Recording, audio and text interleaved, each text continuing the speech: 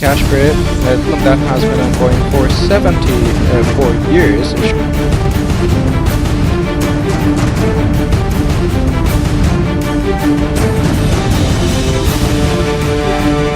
United nation of general assembly के अंदर भारत के विदेश मंत्री सुब्रह्मण्यम जयशंकर जी पहुंच चुके हैं। यहां पर भारत के विदेश मंत्री ने मोर्चा संभाल लिया है और भारत के प्रधानमंत्री नरेंद्र मोदी जी का ग्रैंड वेलकम करने के लिए सभी तैयारियां पूरी हो चुकी हैं। भारत के प्रधानमंत्री नरेंद्र मोदी जी भी देश छोड़कर अब अमेरिका के लिए रवाना हो चुके हैं और उनका प्लेन भी अब लैंड करने वाला है अमेरिका के अंदर। लेकिन ये सारी घटनाएं हो रही थी तुर्की के राष्ट्रपति रजब तैयब एर्दोगान ने भारत के खिलाफ एक बहुत बड़ी स्टेटमेंट दे दी। यह स्टेटमेंट दी गई कश्मीर के मामले को लेकर। पिछले साल पाकिस्तान के दौरे पर तुर्की के राष्ट्रपति जब आए थे तब भी कश्मीर का मामला इसी तरीके से उन्होंने उठाया था। United nation of general assembly के मंच पर एर्दोगान ने कश्मीर का मुद्दा उठाते हुए कहा कि लगातार इस मुद्दे को 74 सालों से एक देखा जा रहा है, एक प्रॉब्लम बनी हुई है दुनिया के सामने। उन्होंने कहा कि दोनों ही पार्टियों को डायलॉग के चलते इस मुद्दे को सुलझाना चाहिए। जरूर दोस्तों, ये बात तुर्की के राष्ट्रपति ने कर दी, लेकिन ये मसला जब भारत का है, इंटरनल मैटर है, तुर्की को टांग अड़ाने की क्या जरूरत है। हालांकि एक फेक न्यूज चल रही है मीडिया के अंदर फेक न्यूज चल रही है कि भारत के विदेश मंत्री सुब्रह्मण्यम जयशंकर जी ने स्टेटमेंट दी है United nation of general assembly के मंच पर।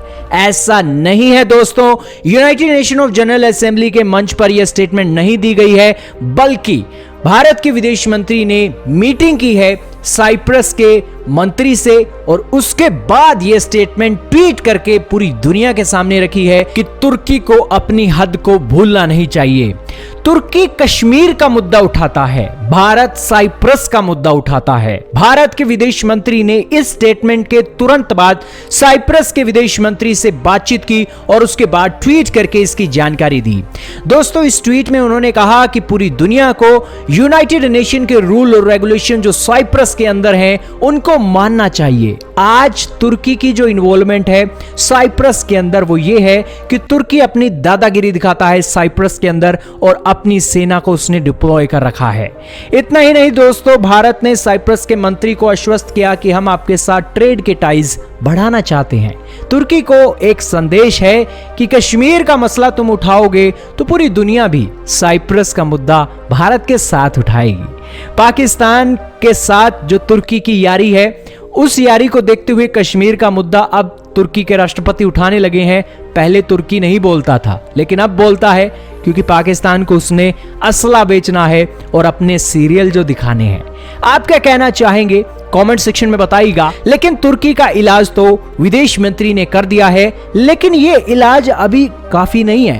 भारत के प्रधानमंत्री नरेंद्र मोदी जी रिप्रेजेंट करने वाले हैं और उस भाषण में भी हो सकता है साइप्रस का जिक्र हो जाए। यह हो जाता है तो बहुत बड़ी बात होगी। जैसे ही खबर आएगी वैसे ही ये न्यूज लेकर ZX न्यूज की टीम आपके पास आने वाली है।